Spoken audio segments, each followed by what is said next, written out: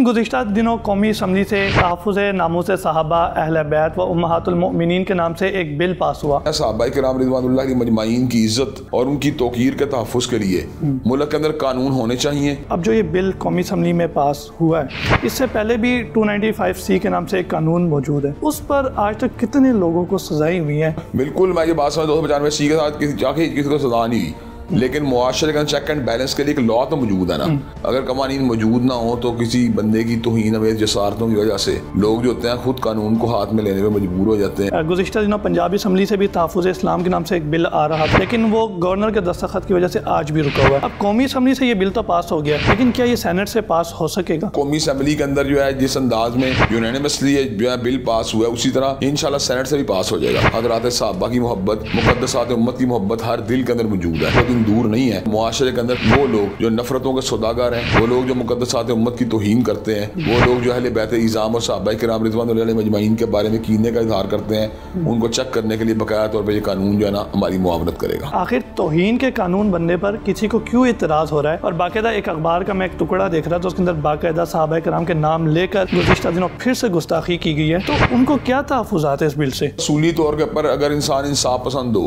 तो उसको इस मसले के अंदर किसी किस्म के जो है ना तहफ़्फ़ुज़ात का शिकार नहीं होना चाहिए। जिसको अल्लाह ने सोचने की सलाहियत दी है, जिसको रीजनिंग की सलाहियत दी है, जिसको कॉमन सेंस, सिविक सेंस दी है अल्लाह ताला ने, वो हमेशा से कवानीन को एंडोर्स करने की बात करता रहेगा। एक खास मकतब फिक्र की तरह जो बास जो है शकूक व शुबहात जो है खड़े करने की कोशिश की जा रही है, वो शकूक व शुबहात जो है ना चूँकि एक कौमी लेवल के ऊपर, यूनिवर्सल लेवल के ऊपर वो अपने अंदर कोई वेट नहीं रखते, इंशाल्लाह वो चीज़ें सारी की सारी जो है ना वो अच्छे तरीके से रिजॉल्व हो जाएंगी। आपने कहा कि कोई भी बाशऊर शख्स, कोई भी कॉमन मैन जो है वो इसकी मुखालफत नहीं करेगा, लेकिन वो शख्स जिसे इत्तेहाद उम्मत का लक़ब दिया गया, जिसके प्लेटफॉर्म पर हर मजहबी तबके ने जाकर बयानात किए, उसके हाथ तक चूमे, लेकिन वो शख्स बबांग दुहल अब उसी कानून की मुखालफत कर रहा है। ये जो है ना एक हाम का एक जो है ना तासुब का इज़हार है, तो इस मसले के अंदर जो है ना हकीकत पसंदाना और इंसाफ पसंदाना अप्रोच को इख्तियार करना चाहिए। वो इत्तेहाद उम्मत का वो नारा कहाँ पे गया? क्या अब भी वो लोग उनके प्लेटफॉर्म पे दोबारा जाएंगे? उन लोगों को बहरहाल इस वक्त अब जो है ना अपना एक आई ओपनर जो है ये मामला उनके लिए अपनी आंखों को खोल के सही तरह हालात पे दिया करें कि वही लोग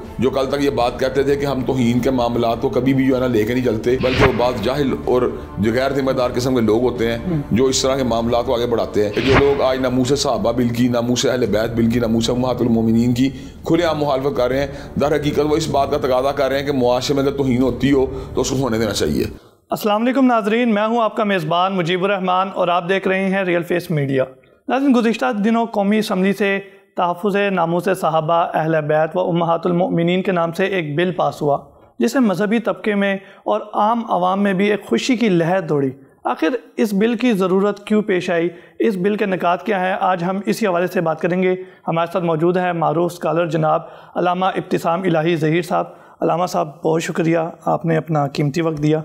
मैं जानना ये चाह रहा हूँ कि अब जो ये बिल कौमी असम्बली में पास हुआ है, इससे पहले भी 295C के नाम से एक कानून मौजूद है, तो उस पर आज तक कितने लोगों को सजाएं हुई हैं कि अब इस कानून पर आवाम के अंदर खुशी होनी चाहिए, लेकिन इस कदर खुशी मनाई जा रही है? देखिए, बुनियादी तौर पर बात है 295C का कानून जो है नबी करीम सल्लल्लाहु अलैहि वसल्लम की नामूस की ज़मानत देता है। बिल्कुल। और शरीयत इस्लामिया में जो आपके गुस्ताखों के लिए सज़ा मुकर्रर की गई है, उसकी इम्प्लीमेंटेशन का कानूनी रास्ता है। जो लॉ मेकिंग का फिनोमेना होता है, उसका बुनियादी पर्पज़ ये होता है कि सोसाइटी के अंदर उन लोगों को जो डेरोगेटरी कमेंट्स देते हैं, इंसल्ट करते हैं, ब्लास्फेमी की एक्टिविटी में मुलव्वस होते हैं, उनको अकाउंटेबल बनाया जाए लॉ के सामने। अगर कवानीन मौजूद ना हो तो किसी बंदे की तौहीन अमेज़ जसारतों की वजह से लोग जो होते हैं खुद कानून को हाथ में लेने में मजबूर हो जाते हैं, और इससे मुआशरे में नक्स अमन की कैफियत पैदा होती है, फसादात होते हैं, और मुआशरे में कई मरतबा कॉन्स्पिरेसीज जो हैं उनके भी जन्म लेने के इम्कानात पैदा हो जाते हैं कि कोई बंदा साजिश के जरिए जो है किसी पर एलिगेशन लगा कर जो है वो अपनी ज़ाती इंतकाम की भेंट किसी को दूसरे को मदद के नाम पे ना चढ़ा दे। जो कवानीन होते हैं उनका मकसद ये होता है कि इनको इम्प्लीमेंट करने के बाद इस चीज़ के इम्कानात पैदा हो जाते हैं कि सोसाइटी के अंदर बाकायदा तौर के ऊपर एक सिस्टमेटिक अंदाज के अंदर जो है ना वो लोग जो ब्लास्फेमी की एक्टिविटी में मुलव्वस होते हैं उनका एहतसाब जो किया जा सके। ये एक ह्यूमन नेचर है कि ह्यूमन नेचर के अंदर हद के इज़्ज़त के मामलात या तौहीन अदालत के मामलात को जो डील करने के लिए कवानीन जो है वो यूनिवर्सली जो है ना उनको एक्नॉलेज किया गया। और इस हवाले से वेस्टर्न नेशन ने आगे बढ़ के जो है ना दुनिया को लीड किया कि कंटेम्प्ट ऑफ कोर्ट का कानून नहीं होगा तो अदालती फ़ैसलों का इस्तेहज़ा یا ان کے خلاف جو لوگ جو اپنے غلط قسم کے جذبات کا اظہار کریں گے تو لوگوں میں ڈسپلن میں لانے کے لیے بات ضروری ہے کنٹمپٹ آف کورٹ کے قوانین ہو. اسی طرح مغربی اقوام اس بات کے اوپر جو ہے مرتکز ہوئی کہ ڈیفیمیشن کے لاز بھی سوسائٹی میں موجود ہونے چاہیے تاکہ ایک بندہ دوسرے بندے کو بغیر وجہ کے جو ہے ڈیفیم نہ کر سکے. تو ہم یہ بات سمجھیں ڈیفیمیشن اور کنٹمپٹ آف کورٹ کے پس منظر میں جو ایک فلسفی موجود تھی وہ اس بات کا تقاضا کرتی ہے کہ بلیسفیمی کے جو ایشوز ہیں انہیں بھی اس سے کہیں زیادہ جو ہے نا توجہ کے ساتھ ڈیل کیا جائے تاکہ معاشرے کے اندر ان عناصر کا احتساب ہو سکے جو پیغمبران برحق اور نبی کریم صلی اللہ علیہ وسلم کی شان اقدس میں گستاخیاں کرتے ہیں. تو ہمارے قانون کے اندر جو ہے وہ اللہ کے فضل میں 295A کا قانون بھی موجود تھا, 295C کا قانون بھی موجود تھا. 295C کا قانون خصوصاً توہین رسالت سے متعلق تھا اور اس کے اندر کوئی بھی شخص جو نبی کریم صلی اللہ علیہ وسلم کی شان اقدس میں گستاخی کرتا اس کے احتساب کے لیے جو ہے نا بقایا طور کے اوپر ایک قانونی پروویژن رکھ دی گئی. اب اگر کوئی بندہ نبی کریم صلی اللہ علیہ وسلم کی شان اقدس میں گستاخی کرتا ہے تو ہم اس کو قانون کے کٹہرے میں 295C کے قانون کی روشنی میں لا سکتے ہیں. وگرنہ ماضی کے اندر عامر عبد الرحمن چیمہ, غازی علم دین شہید جیسے کردار جو پیدا ہوتے رہے ہیں جنہوں نے گستاخان رسول کو جو ہے نا وہ باقاعدہ طور پہ کافر کردار تک پہنچایا ہے اور یہ کام ان کو اس لیے کرنا پڑے کہ معاشرے کے اندر کوئی لا نہیں تھا جو ان ایشوز کو صحیح طور پہ ایڈریس کر سکے. لیکن علامہ صاحب مسئلہ یہ ہے, میرا جو کویشچن پوچھنے کا مقصد تھا وہ یہ تھا کہ 295C پر بھی آج تک کسی کو سزا نہیں ہو سکی, لوگ اس کے اوپر بھی قانون ہاتھ پر لیتے ہیں. تو اب جب یہ والا قانون پاس ہوا تو کیا اس سے وہ جو گستاخیوں کا عمل ہے وہ سلسلہ جو ایک چل رہا ہے کیا وہ رک سکے گا؟ بالکل, میں یہ بات سمجھ 295C کے ساتھ کسی کو سزا نہیں ہوئی لیکن معاشرے کا چیک اینڈ بیلنس کے لیے ایک لا تو موجود ہے نا, ایک آپ عدالت میں جا کے دستک دینے کی پوزیشن میں تو ہے نا. تو ہم یہ بات سمجھتے ہیں کہ معاشرے کے اندر نبی کریم صلی اللہ علیہ وسلم کی ذات اقدس کے بعد اہل بیت اعظام امہات المومنین اور صحابہ کرام رضوان اللہ مجمعین کی ہستیاں اس لیول کے اوپر فائد ہیں کہ لوگ ان سے والہانہ محبت بھی کرتے ہیں, عقیدت بھی رکھتے ہیں اور ان کے طرز عمل کو جو اپنے لیے ایک نمونہ بھی سمجھتے ہیں. قرآن مجید میں اللہ تعالیٰ نے جہاں پر نبی کریم صلی اللہ علیہ وسلم کی شان اقدس کا ذکر کرتے ہوئے ان کو رول ماڈل قرار دیا ہے وہیں پر صحابہ کرام رضوان اللہ علیہ مجمعین کے اسوے کو فالوورز کے لیے ایک مثالی اسوہ قرار دیا ہے کہ لیڈر ہو تو رسول اللہ صلی اللہ علیہ وسلم جیسا ہو اور فالوور ہو تو اس کو صحابہ کرام رضوان اللہ علیہ مجمعین جیسا ہونا چاہیے. تو ہم یہ بات سمجھتے ہیں صحابہ کرام رضوان اللہ علیہ مجمعین کی عزت اور ان کی توقیر کے تحفظ کے لیے ملک کے اندر قانون ہونے چاہیے اور ان کو جو امپلیمنٹ جو ہے نا کروانے کے لیے جستجو کرنی چاہیے. مولانا عبدالاکبر چترالی سے اعتبار سے انتہائی تحسین کے مستحق ہیں کہ انہوں نے اپنے دیگر جو جمیع الاسلام کے ممبران کے ساتھ جو ایک بل موو کیا اس کو یونینمسلی جو ہے نا قومی اسمبلی سے جو پاس کروا دیا گیا. اب یہ قانون جو ہے اللہ تعالیٰ کے فضل و کرم سے اس کے اندر کوئی کسی کو ہم نے معاشرے کے اندر کوئی فرقہ واریت کے لیے نہیں بنایا گیا, لیکن بعض لوگ اس کو فرقہ وارانہ اینگل سے دیکھ کر ہاں اس کے بارے میں جو ہے نا شکوک و شبہات کو پیدا کرنے کی کوشش کرتے ہیں. نہ یہ شیعوں کا نام اس میں مینشن ہے نہ سنیوں کا نام مینشن ہے. کوئی بھی شخص جو گستاخی کرتا ہے اس کا تعلق کسی بھی طبقے کے ساتھ ہو اس کو بلیسفیمی لاس جس طرح ہوتے ہیں نبی کریم کی شان اقدس کے حوالے سے اسی طرح صحابہ کرام رضوان اللہ علیہ مجمعین کی شان میں گستاخی کرنے والوں کو بھی قرار واقعی سزا دینے کا جو ہے نا ایک راستہ جو ہے نا اسے کھول دیا گیا ہے. تو میں یہ بات سمجھتا ہوں اس لیے اس کو خراج تحسین پیش کرنے کا جو ہے نا ہمارے لیے ایک مقام ہے کہ ایک عرصے کے بعد مقدسات امت کی توہین کو روکنے کے لیے قانون سازی کی گئی ہے اور آئندہ کے بعد کوئی شخص بھی جس کے ذہن کے اندر کوئی کجی یا جس کے ذہن کے اندر کوئی جو ہے نا گمراہی یا کینہ موجود ہوگا وہ صحابہ کرام رضوان اللہ مجمعین کے بارے میں اس چیز کو ایکسپریس کرنے سے گریز کرے گا. اور جب ایکسپریس کرنے سے گریز کرے گا تو الٹیمیٹلی پھر معاشرے کے اندر خود بخود جو ہے نا ایک کشیدگی کیفیت نہیں پیدا ہوگی, نفرت کی کیفیت پیدا نہیں ہوگی اور لوگوں کو پتہ ہوگا اگر کوئی شخص ایسی بات کرتا ہے تو ہمارے پاس قانون کا راستہ موجود ہے اس کے احتساب کرنے کے لیے. بالکل ٹھیک. علامہ صاحب کوئی بھی قانون پاس ہونا تو اس کے لیے ایک پراپر پروسیجر ہوتا ہے. گزشتہ دنوں پنجاب اسمبلی سے بھی تحفظ اسلام کے نام سے ایک بل آ رہا تھا, اس کی بڑی ہوا تھی لیکن وہ گورنر کے دستخط کی وجہ سے آج بھی رکا ہوا ہے. اب قومی اسمبلی سے یہ بل تو پاس ہو گیا ہے لیکن کیا یہ سینٹ سے پاس ہو سکے گا؟ بالکل, میں یہ بات سمجھتا ہوں قومی اسمبلی کے اندر جو ہے جس انداز میں یونینمسلی جو ہے بل پاس ہوا ہے اسی طرح انشاءاللہ سینٹ سے بھی پاس ہو جائے گا. اس کے بعد سے سینٹ کے اندر بھی اللہ تعالیٰ کے نبی کریم صلی اللہ علیہ وسلم محبت کرنے والے, ان کے اہل بیت سے پیار کرنے والے, ان کے ساتھی, ان کے تلامذہ سے عقیدت رکھنے والے لوگ بڑی تعداد میں موجود ہیں. گو آج کا مسلمان عملی اعتبار سے گراوٹ کا شکار ہو گیا ہے اور عملی اعتبار سے پسماندگی کا شکار ہو گیا ہے, لیکن اس کے باوجود اللہ تعالیٰ کے فضل و کرم شاعر اسلام کی محبت, شاعر دین کی محبت, حضرات صحابہ کی محبت, مقدسات امت کی محبت ہر دل کے اندر موجود ہے. تو میں یہ بات سمجھتا ہوں اللہ تعالیٰ کے فضل و کرم سے وہ دن دور نہیں ہے جب ہمارے معاشرے کے اندر جو ہے نا اس قسم کی ایکٹیویٹیز کو چیک کرنے کے لیے باقاعدہ طور پہ ایک مضبوط قانون موجود ہوگا اور معاشرے کے اندر وہ لوگ جو نفرتوں کے سوداگر ہیں، وہ لوگ جو مقدسات امت کی توہین کرتے ہیں، وہ لوگ جو اہل بیت اعظام اور صحابہ کرام رضوان اللہ علیہم اجمعین کے بارے میں کینے کا اظہار کرتے ہیں، ان کو چیک کرنے کے لیے باقاعدہ طور پہ یہ قانون جو ہے نا ہماری معاونت کرے گا. بالکل ٹھیک. تو میں سمجھنا چاہ رہا ہوں کہ آخر توہین کے قانون بننے پر کسی کو کیوں اعتراض ہو رہا ہے؟ ایک خاص مکتبہ فکر جس کے جانب سے خاص قسم کی تحریک چلائی گئی ہے، اور باقاعدہ ایک اخبار کا میں ایک ٹکڑا دیکھ رہا تھا، اس کے اندر باقاعدہ صحابہ کرام کے نام لے کر گزشتہ دنوں پھر سے گستاخی کی گئی ہے. تو ان کو کیا تحفظات ہے اس بل سے؟ میں یہ بات سمجھتا ہوں اصولی طور کے پر اگر انسان انصاف پسند ہو تو اس کو اس مسئلے کے اندر کسی قسم کے جو ہے نا تحفظات کا شکار نہیں ہونا چاہیے.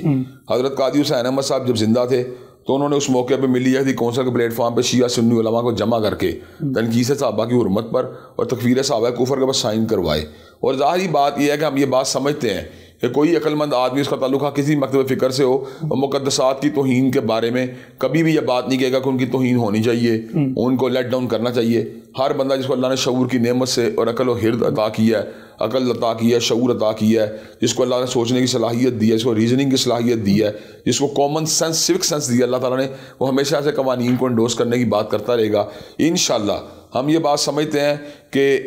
ایک خاص مکتبہ فکر کی طرح جو بعض جو ہے شکوک و شبہات جو ہے کھڑے کرنے کی کوشش کی جا رہی ہے، وہ شکوک و شبہات جو ہے نا چونکہ ایک قومی لیول کے اوپر، یونیورسل لیول کے اوپر وہ اپنے اندر کوئی ویٹ نہیں رکھتے، انشاءاللہ وہ چیزیں ساری کی ساری جو ہے نا وہ اچھے طریقے سے ریزالو ہو جائیں گی. اور ہمیں اس بات کو سمجھنے کی ضرورت ہے کہ اس میں جہاں صحابہ کرام رضوان اللہ علیہم اجمعین کی ناموس کی بات کی گئی ہے، وہاں پر اہل بیت اعظام کی ناموس کی بات بھی کی گئی ہے. تو اگر اہل بیت اعظام کی ناموس کا بھی ساتھ ہم اس کو جو ہے نا لے کے چل رہے ہیں تو اس کا مطلب یہ ہے کہ معاشرے فرقہ وارانہ کشیدگی والی بات کوئی نہیں ہے، بلکہ معاشرے کنفلکٹ ریزولوشن کے لیے اس قانون کو جو ہے نا بنایا گیا ہے. اور یہ مخالفت جو ہے میں سمجھتا ہوں اس کو ترک کر کے معاشرے کو جو ہے نا ایک متحد کرنے کے لیے اور اس کو جو ہے نا اکٹھا کرنے کے لیے ہم اپنا کردار ادا کریں. بالکل ٹھیک. آپ نے کہا کہ کوئی بھی باشعور شخص، کوئی بھی کامن مین جو ہے وہ اس کی مخالفت نہیں کرے گا، لیکن وہ شخص جسے اتحاد امت کا لقب دیا گیا، جس کے پلیٹ فارم پر ہر مذہبی طبقے نے جا کر بیانات کیے، اس کے ہاتھ تک چومے، چاہے وہ بلیروی ہے، دیوبندی ہے، اہل حدیث ہے، کوئی بھی ہے، لیکن وہ شخص ببانگ دہل اب اسی قانون کی مخالفت کر رہا ہے. پہلے یہ کہا جاتا تھا کہ جی ہم گستاخی نہیں کرتے،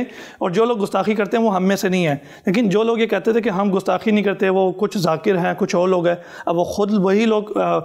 پلیٹ فارم پہ آ کے کہتے ہیں کہ جی یہ قانون ٹھیک نہیں ہے. میں یہ بات سمجھتا ہوں کہ یہ جو ہے نا ایک ہام ہاں کا ایک جو ہے نا تعصب کا اظہار ہے، یا اس کے اندر یہ نا غیر حقیقی اپروچ اور سوچ ہے. میں یہ بات سمجھتا ہوں کہ اس ملک کے اندر باقاعدہ طور کے اوپر کئی ایسی کمیونٹیز بھی جو ہے نا وہ اپنے معاملات کو چلا رہی ہیں جو باقاعدہ طور پہ ان نقائص سے منسلک ہیں جو ہمارے ختم نبوت سے متعلق معاملات کے ساتھ باقاعدہ طور پہ جو ہے نا ان کا چیلنج کی حیثیت رکھتے ہیں. لیکن اس کے باوجود وہ یہاں پہ ایگزسٹ کر رہے ہیں، وہ یہاں پہ اپنے معاملات کو چلا رہے ہیں. اور یہ میں بات سمجھتا ہوں ان کے حقوق کی بھی آواز اٹھانے والے لوگ آپ کو اس سوسائٹی میں مل جائیں گے. اگر ان کے حقوق کی آواز اٹھانے والے لوگ اس سوسائٹی میں موجود ہیں تو ہمیں یہ بات سوچنے کی ضرورت ہے ہمارا جو مذہب اسلام ہے اور اس کے جو مقدسات ہیں، کیا ان کے حقوق کی اتنی بھی اہمیت نہیں ہے جتنے باطل نظریات کے حامل لوگوں کے جو ہے نظریات کی اہمیت ہے. تو میں یہ بات سمجھتا ہوں اس مسئلے کے اندر جو ہے نا حقیقت پسندانہ اور انصاف پسندانہ اپروچ کو اختیار کرنا چاہیے، اور صحابہ کرام رضوان اللہ علیہم اجمعین اور اہل بیت اعظام کے بارے میں کوئی بھی ایسا ڈیروگیٹری ایٹیٹیوڈ ہے اس کو کنڈیم کرنا چاہیے اور اس کی حوصلہ شکنی کرنی چاہیے. مولانا صاحب میں جاننا چاہ رہا ہوں کہ وہ اتحاد امت کا وہ نعرہ کہاں پہ گیا؟ کیا اب بھی وہ لوگ ان کے پلیٹ فارم پہ دوبارہ جائیں گے؟ ہمیں یار اس بات کا کوئی دلچسپی نہیں ہے کہ کون لوگ آئندہ وہاں جاتے ہیں یا کہاں نہیں جاتے، لیکن ہم یہ بات سمجھتے ہیں ان لوگوں کو بہرحال اس وقت اب جو ہے نا اپنا ایک آئی اوپنر جو ہے یہ معاملہ ان کے لیے اپنی آنکھوں کو کھول کے چیتنوں حالات پہ تجزیہ کریں کہ وہی لوگ جو کل تک یہ بات کہتے تھے کہ ہم توہین کے معاملات کو کبھی بھی جو ہے نا لے کے نہیں چلتے، بلکہ وہ بعض جاہل اور جو غیر ذمہ دار قسم کے لوگ ہوتے ہیں جو اس طرح کے معاملات کو آگے بڑھاتے ہیں، تو ہم یہ بات کہتے ہیں کہ اس وقت جو ہے نا ہمیں یہ بات کو سمجھنا چاہیے کہ جو لوگ آج ناموس صحابہ بل کی، ناموس اہل بیت بل کی، ناموس امہات المومنین کی کھلے عام مخالفت کر رہے ہیں، در حقیقت وہ اس بات کا تقاضا کر رہے ہیں کہ معاشرے میں اگر توہین ہوتی ہو تو اس کو ہونے دینا چاہیے. تو یہ کوئی بھی کسی بھی اعتبار سے انصاف پسندانہ مطالبہ نہیں. ایون میں یہاں تک بات کہتا ہوں کہ اگر کوئی ایسا شخص جس کے نظریات سے، جس کی اپروچ سے اسلام کے ساتھ بھی مخاصمت پائی جاتی ہے تو ہم تو اس کو بھی ایک شہریت کے لیول کے اوپر یہ بات کہتے ہیں کہ ہم اس کے معاملات کا معاہدہ نہیں کریں گے. وہ ٹھیک ہے اپنے چوچے چپ کر کے یا اپنے گھر کے اندر یا پرائیویٹ لیول کے اوپر کچھ کر رہا ہے تو ہم اس کا معاہدہ نہیں کرتے. لیکن اگر آج ہم یہ بات سمجھتے ہیں کہ اسلام جیسے عظیم دین